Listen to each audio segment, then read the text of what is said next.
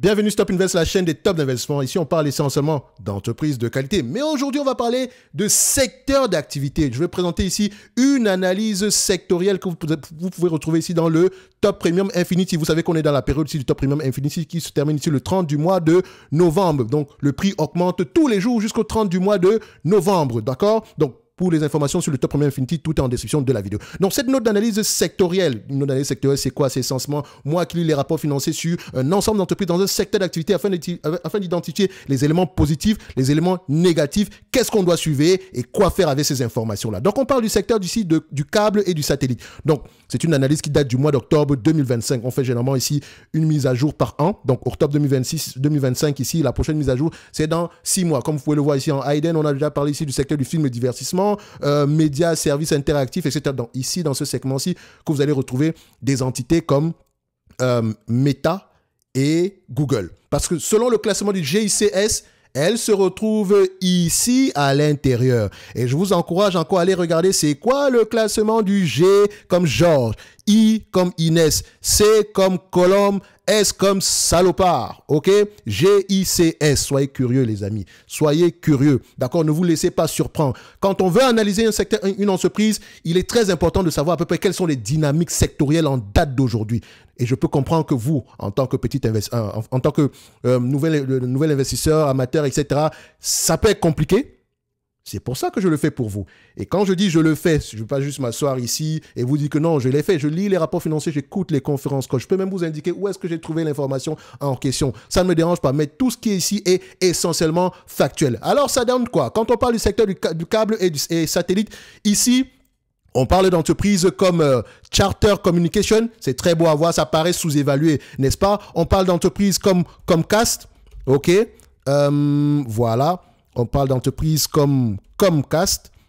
Voilà. C'est très beau à voir. Ça paraît sous-évalué, n'est-ce pas? On parle d'entreprises comme Foxa. Même si Foxa, attention, Foxa est quelque chose de très particulier. Je vous encourage à aller voir ça. On parle d'entreprises comme Foxa. Et vous voyez Foxa, je me rappelle, Foxa, j'en ai parlé ici. Je viens ici, Fox. Ça date du 24 avril 2023. OK? Et je pense que j'étais positif sur cette compagnie-là. Je n'ai pas regardé la vidéo, mais je me connais. Je sais que Foxa a quelque chose de très particulier par rapport aux autres entreprises. Est-ce que vous avez déjà regardé ce qu'on appelle Tubi, par exemple? Soyez curieux, allez taper sur Internet, c'est quoi? T-U-B-I. D'accord? Pour ceux qui ne veulent pas payer de streaming ou je ne sais pas quoi, Tubi est gratos, sauf que c'est en anglais. Mais c'est pas plus grave que ça. Vous voulez apprendre à faire du stock picking, vous devez savoir lire en anglais. Ça vient avec le temps. Ne sous-estimez pas votre cerveau. Donc, ici, je présentais tantôt Fox Corporation et ça a également des ramifications avec des entreprises comme Disney.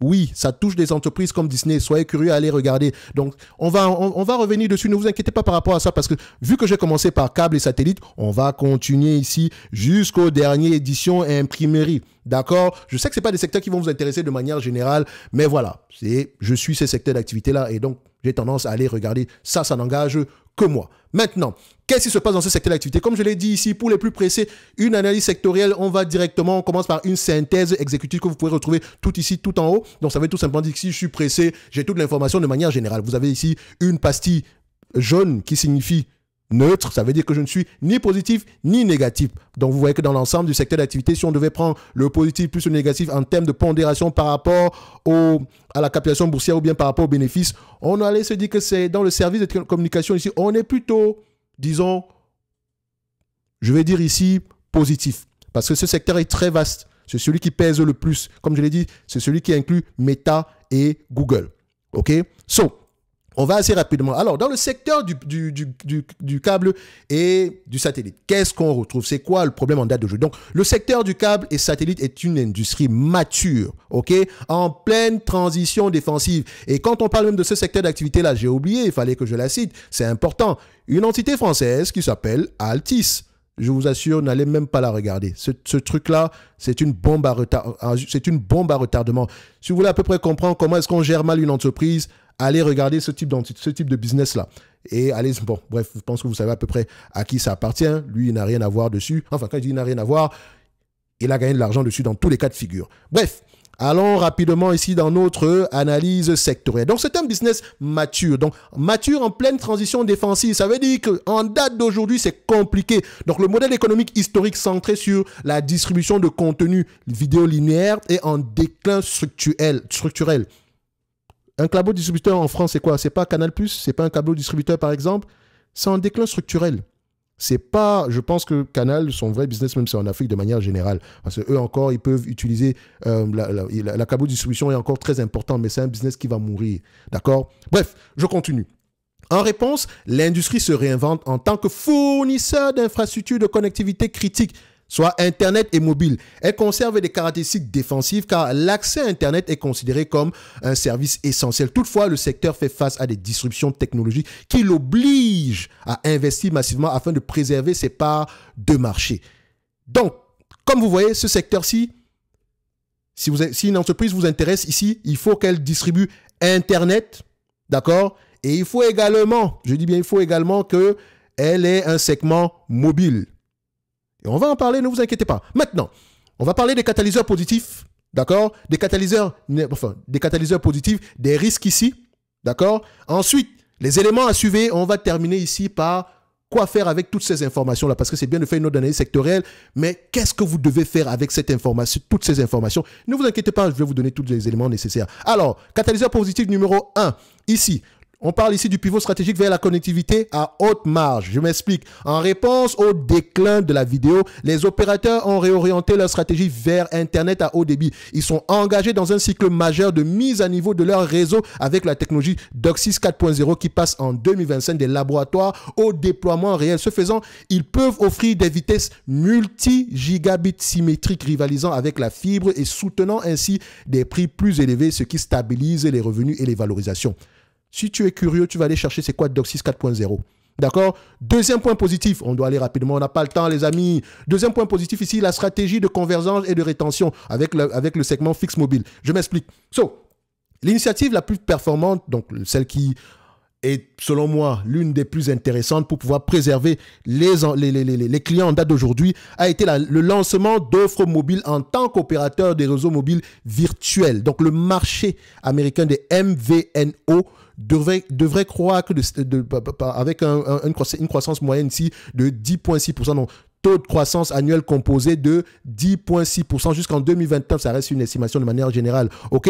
Ça peut être 6%, ça peut être 9%, mais on est dans ces eaux-là en date d'aujourd'hui, dépendamment des dernières, de plusieurs sources que j'ai pu à peu près consulter. Et j'ai pris la moins disante de manière générale. Et des sources de premier ordre. D'accord? Donc, en regroupant des forfaits mobiles avec Internet domestique, les câbleaux opérateurs ont créé un puissant outil de rétention, réduisant le taux de désabonnement et augmentant la valeur à long terme des clients. Donc, quand vous allez lire les rapports annuels, on va vous parler généralement ici de churn. C'est le taux de désabonnement. OK? On a dit réduire. D'accord? Parce que il a tendance à être de plus en plus élevé ici. Parce que on parle de câbleaux distributeurs. Donc, on proposait ici la vidéo. Donc, c'est pas moi. Ça peut être des chaînes télé, etc. Ainsi que Internet. Maintenant, on propose la vidéo, Internet et la téléphonie mobile. De telle sorte que quand on vous vend le bundle, dans le service combiné, vous avez tendance ici à préférer à rester chez un seul opérateur sur lequel vous avez tout. Alors que si je dois choisir, j'ai mon abonnement Verizon et je tiens à préciser, uniquement vue américaine. Je précise. Je ne vais pas faire une analyse sur un secteur d'activité dans lequel je ne vais pas, enfin, dans une zone géographique dans laquelle je ne vais pas investir. D'accord? Donc, ne vous fâchez pas de manière générale. Mais je pense que la dynamique n'est pas très différente chez vous. D'accord? Bref, je ne sais pas où vous êtes ici, mais posez-vous les mêmes questions. Maintenant, ce que je disais tantôt, c'est que vu qu'on a les trois services, dont un qui est en train de mourir, qui nous rapporte beaucoup d'argent, on va utiliser cet argent-là pour améliorer la partie Internet et investir, et même pas investir, et rentrer dans le secteur téléphonie mobile, de telle sorte que quand le business vaudra 0, même si je pense qu'il ne vaudra pas 0 sur la partie vidéo, on aura quand même tendance à se rattraper ailleurs. OK? Donc, comme je l'ai dit, c'est une bonne idée. Ensuite, troisième point, la monétisation des infrastructures existantes. Et quand on parle d'infrastructures, ces entreprises-là, elles ont des actifs cachés. Soyez curieux, allez regarder. Elles ont toutes des actifs cachés. Elles peuvent avoir le droit d'exploiter certains réseaux de télécom ici. Donc, elles ont des actifs cachée. Ça peut également être la fibre optique, etc. Ça a une valeur très élevée. D'accord? Donc, le book value ou bien le tangible book value à ajuster à la valeur actuelle, ça peut être intéressant à aller regarder. Je dirais même que pour quelqu'un qui veut s'intéresser à ce secteur d'activité, c'est votre meilleure marge de sécurité. So, l'infrastructure hybride avec fibre coaxiale ici, HFS, existant représente un avantage concurrentiel majeur. Sa mise à niveau vers DOCSIS 4.0 est nettement moins coûteuse et plus rapide que le déploiement de nouvelles infrastructures de fibre permettant aux opérateurs de répondre rapidement à la demande croissante de la bande passante générée par le streaming 4K UHD et ainsi que les différents jeux en ligne. Donc, on utilise beaucoup de bandes passantes en date d'aujourd'hui. Ça, ce sont les éléments positifs. Maintenant, quels sont les risques? C'est ça qui nous intéresse. Premièrement, l'érosion structurelle de la vidéo avec le fameux cord cutting. La pression sur la télévision payante traditionnelle s'intensifie. Le marché du streaming est robuste, certes, avec des géants comme Amazon Prime Video, 22% de part de marché aux États-Unis, Netflix, 21% de part de marché, qui continuent de gagner des abonnés. De plus, les fournisseurs de télévision virtuelle comme YouTube TV, vous ne saviez pas, avec des skinny bundles qui cannibalisent directement la base d'abonnés la plus rentable des câbles opérateurs. La façon de consommer le média est en train de changer. Je vous dis que Alphabet que vous regardez en date d'aujourd'hui, c'est une machine de guerre. OK? Oh, vous avez attendu que Warren Buffett investisse pour commencer à investir? Je n'en sais rien. Bref, Amazon, encore une fois, on cite. On voit le e-commerce. Je vous dis que le e-commerce ici, ce n'est que... C'est la carotte. D'accord? Ça attire le maximum de personnes. Tout ce qu'on doit faire, c'est ne pas perdre d'argent dans ce segment-là. Maintenant, derrière, vous avez la publicité. Derrière, vous avez la vidéo à la demande. Ce sont des éléments à ne pas négliger. Et on peut encore plus monétiser ces différents abonnés Prime-là. Pensez comme des entrepreneurs, mes chers amis. En supplément, parce que les gens veulent bénéfice. On n'a pas besoin de bénéfices en date d'aujourd'hui. J'espère qu'elle va continuer comme ça dans ce sens-là.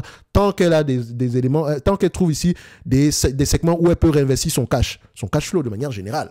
OK? Deuxième point, nouvelle concurrence frontale dans le haut débit avec la fameuse 5G. OK? 5G, Fixed Wireless Access. Soyez curieux, renseignez-vous. Donc, Verizon, AT&T, T-Mobile. Pour la première fois depuis plus d'une décennie, la domination du câble dans le haut débit est sérieusement, et on parle ici d'Internet, elle est sérieusement menacée. Les opérateurs de télécommunications comme T-Mobile, Verizon utilisent agressivement la technologie 5G fixe. Donc, le marché mondial de la 5G FWA devrait connaître un taux de croissance annuel composé d'environ 40% sur la prochaine décennie, introduisant une concurrence agressive sur les prix et menaçant de comprimer les marges du haut débit à long terme. Quand moi j'entends ça, et qu'on me demande d'aller investir sur ce type d'entreprise, vous comprenez déjà que je préfère rester sur les lignes de côté. Pas besoin d'aller plus loin que ça. Et si je décide d'y investir, il faut que je me base sur des actifs physiques. Parce que je sais que le segment, on est sous pression au niveau de la vidéo, on est sous pression au niveau ici de l'Internet haut débit. On doit encore investir ici au niveau d'Internet et haut débit afin de pouvoir garantir notre avantage qui est en date d'aujourd'hui sans toutefois, il n'y a pas de grande... sans toutefois, comment on dit ça, une garantie qu'on va avoir tendance à maintenir le même niveau de marge. OK? Quand un secteur est menacé, on se met ensemble. Donc, il y aura également beaucoup de fusions-acquisitions dans ce segment-là. D'accord? Je dis ça, je dis rien.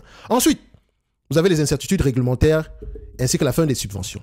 On en a déjà parlé précédemment sur certaines vidéos. Oui, je sais, ce n'est pas le genre d'entreprise que vous avez tendance à regarder ici, mais comme je l'ai dit, je fais des vidéos qui, moi, m'intéressent de manière générale. Si vous voulez aller plus loin de manière générale, c'est ici qu'il faut être. OK? Si vous voulez continuer à penser en surface, vous pouvez aller ailleurs. OK? Donc, la situation réglementaire reste volatile. La décision de la FCC en 2024 de réinstaurer la neutralité du net fait l'objet de contestations judiciaires créant une incertitude pour les investissements à long terme. De plus, la fin du programme fédéral Affordable Connectivity Program en juin 2024 a supprimé une subvention pour plus de 23 millions de foyers, créant un vent contraire à la croissance du nombre d'abonnés. Oh, tu veux que je t'explique c'est quoi le ACP? C'est quoi Internet, la neutralité du net? Sois curieux. Google it. Google it. OK? Et donc, aujourd'hui, quand vous allez regarder ces entreprises-là, oui, elles perdent des abonnés, mais également, on avait des abonnés ponctuels qui bénéficiaient de certaines subventions. Or, le programme ACP est terminé. Donc maintenant, ces abonnés-là, ils n'ont aucune raison de garder parce que techniquement, ils ne payaient pas. Donc maintenant, on leur demande de payer. Certains vont juste se dire que je m'en fous, je n'en ai pas besoin. Donc, ce sont des éléments négatifs. Donc, quand on prend le positif et le négatif, on pèse un tout petit peu. Moi, je suis de plus en plus négatif. Même si j'ai marqué que c'était neutre. Hein. OK? Neutre, ça veut tout simplement dire que je n'arrive pas à décider soit c'est positif ou négatif. Mais vous avez les différents éléments ici pour vous. En lisant ceci, si selon vous c'est positif, allez-y. Si selon vous c'est très négatif, venez me trouver dans mon camp. Mais je préfère mettre ici neutre. C'est du 50-50. De toute façon, ici, c'est subjectif. OK? Je ne suis pas une machine de manière générale. En plus, enfin même pas en plus, maintenant, quels sont les éléments à surveiller si je rentre dans ce secteur d'activité? La croissance nette des abonnés à haut débit, c'est l'indicateur de santé le plus important. Il mesure le succès pivot stratégique face à la concurrence du FWA et de la fibre. Un ralentissement marqué ou des chiffres négatifs serait un signal d'alarme majeur indiquant une perte de part de marché. Deuxième point, les marges du segment Internet. Il est crucial de surveiller l'évolution des marges bénéficiaires du segment à haut débit. Donc, une compression de ces marges signalerait que la concurrence FWA force les opérateurs à s'engager dans une guerre des prix impactant leur principale source de rentabilité. Donc, à partir de cet instant, les amis, quand une entreprise, quand tu regardes du Comcast, quand tu regardes du Charter Communication, quand tu regardes du Fox, ou bien également certaines, enfin, je pourrais également citer des entités comme Disney, dans une certaine mesure, tu sais à quoi t'en tenir. Maintenant, vous pouvez comprendre pourquoi est-ce que certains vont payer 15 fois les bénéfices, ne vont pas se fier aux marges précédentes, etc. On a des problèmes à l'intérieur. Et tu vois que ce n'est pas aussi facile que ça. Laisse-moi savoir en commentaire si tu savais à peu près, si tu découvres, ou bien tu le savais déjà. Bref, on continue. Maintenant, qu'est-ce qu'on va faire avec toutes ces informations? Et comme dans toutes les notes d'analyse sectorielle, je donne les implications pour les investisseurs. Je ne vous donne pas de recommandations ni quoi que ce soit. Ça n'engage que moi. Après avoir lu ceci, qu'est-ce que je fais? L'équilibre des forces justifie une position neutre et très sélective. L'investissement doit être ciblé sur les opérateurs les mieux positionnés pour naviguer cette transition complexe. Premier point, il faut privilégier les leaders technologiques. Il est suggéré de favoriser les opérateurs les plus avancés dans le déploiement DOCSIS 4.0 car ils disposent du meilleur avantage concurrentiel pour défendre leur part de marché contre le FWA. Part de marché et non marge. Marge, ok? Ensuite, deuxième point, il faut analyser la dynamique concurrentielle locale. L'intensité de la concurrence des FWA varie considérablement d'une région à l'autre. Ok? Il convient de préférer des acteurs dont l'empreinte géographique est moins exposée à une concurrence multiple et agressive. Et troisième élément, évaluer le succès des stratégies de convergence. Donc la sélection devrait se porter sur les entreprises démontrant la plus forte adoption de leurs offres mobiles, prouvant leur capacité à fidéliser leur base de clients Internet à haute marge. Voilà. Vous avez toutes les clés en main pour mieux apprécier ce secteur d'activité. Laissez-moi savoir en commentaire, est-ce que c'est un secteur d'activité qui vous donne envie de creuser un peu plus? Maintenant, quand vous retournez un tout petit peu ici, s'il fallait choisir deux entités, ce serait Charter et Comcast. Et j'ai déjà parlé de Comcast ici dernièrement. On a fait une note d'analyse sectorielle sur Comcast il y a quelques temps. Comcast. Voilà. Je pense que c'est cette dernière. Soit c'est celle de 2025, avril 2025, ou bien c'est celle-ci. Entre les deux. D'accord? J'ai parlé de Comcast. C'est important. Donc maintenant, si tu veux investir dans ce secteur-là, oui, tu vas regarder le dividende, etc. Mais ce dividende-là n'est peut-être pas solide. Celle-ci, elle est reconnue pour acheter massivement ses actions ici. Donc faites attention, si vous regardez Charter Communication, vous allez voir à peu près ce genre de choses. Rachat massif d'actions. OK? Si on prend une entité comme Comcast, on a à peu près rachat massif d'actions, versement d'un dividende, mais également c'est un business qui est en difficulté. Quelqu'un te dira, oui, mais distribuer 4,85% de dividende, ça fait X années qu'elle distribue un dividende, il est en croissance annuelle composée de je ne sais pas combien. Mais on s'en fout, mec. C'est le business qui nous intéresse en date d'aujourd'hui. Qu'est-ce qui te dit en date d'aujourd'hui, avec les problèmes actuels, qu'on va avoir tendance à garder le même niveau de dividende? Et vous savez que lors de... J'ai parlé ici de quelle entité choisir lors de la séparation de Comcast, parce que Comcast va avoir tendance à se scinder en deux. Je ne sais même pas si c'est déjà le cas en date d'aujourd'hui, mais ça m'étonnerait. Donc, il va falloir réajuster tout cela. Je pense même que le dividende, il pourrait être menacé de manière générale parce qu'il faut investir. OK? Il faut investir. Doutez de tout. Tout ce que je vous mentionne ici, allez vérifier vous-même ces informations-là, les amis. D'accord? Venez me confronter en commentaire. Donc, vous pouvez voir ici, par exemple, comme je l'ai dit, les deux entités, c'est Comcast et Charter, celles qu'il fallait choisir. Pourquoi? Parce que Comcast reste le numéro 1 du câble, avec un pivot massif ici vers le haut débit et le mobile. OK? Donc, ensuite, vous avez Charter Communication qui est un pur play connectivité câble, d'accord? Très orienté convergence fixe mobile également. OK? Donc, vous avez tous les éléments entre les mains pour prendre la meilleure décision possible. Et c'est ça qu'on fait dans le Top Premium Infinity. Et je rappelle que ce n'est pas un abonnement, c'est un tarif unique à vie. Et je rappelle ici également que je dois mettre à jour ces éléments chaque 6 mois. Vous imaginez le travail derrière? Faites ici la même chose. OK? Donc, maintenant, tous ces différents éléments vous permettent de prendre les meilleures décisions possibles. Ça ne veut pas forcément dire que vous n'avez pas perdre d'argent, mais au moins vous saurez par où commencer pour commencer à faire votre propre autocritique. Et je rappelle ici qu'en description de la vidéo, vous avez toutes les informations pour le Top Premium Infinity. Le prix augmente tous les jours jusqu'au 30 du mois de novembre. Ça sera toujours plus cher demain par rapport à aujourd'hui. OK? Tout en description de la vidéo. Il y a d'autres éléments dans le Top Premium Infinity, ne vous inquiétez pas. Nous sommes à peu près dans les 12 derniers jours. On va avoir tendance à en parler de plus en plus. On va parler des prompts, on va parler des notes d'analyse sectorielle, on va parler ici de la satisfaction des clients à l'intérieur du programme. Et pendant ce temps, le prix augmente. OK? Vous êtes libre de patienter, mes chers amis. Mais aujourd'hui, vous savez à peu près par où commencer. Quand je veux investir à peu près dans le secteur du satellite et du gaz, je vais à peu près aller regarder, pas satellite et gaz, excusez-moi, câble et satellite. J'irai regarder un tout petit peu la vidéo de Thierry pour voir à peu près qu'est-ce qu'il a à dire. Et je vais comparer avec mes propres éléments pour prendre la meilleure décision possible. Bref, un like, un abonnement, un commentaire. Est-ce qu'on a besoin de vous mentionner cela? De toutes les façons, on se donne rendez-vous sur les prochaines vidéos. Et si vous détestez ce type de vidéo, désabonnez-vous. Passez à autre chose parce que c'est ça qu'on va uniquement faire dans les mois à venir. Merci, au revoir.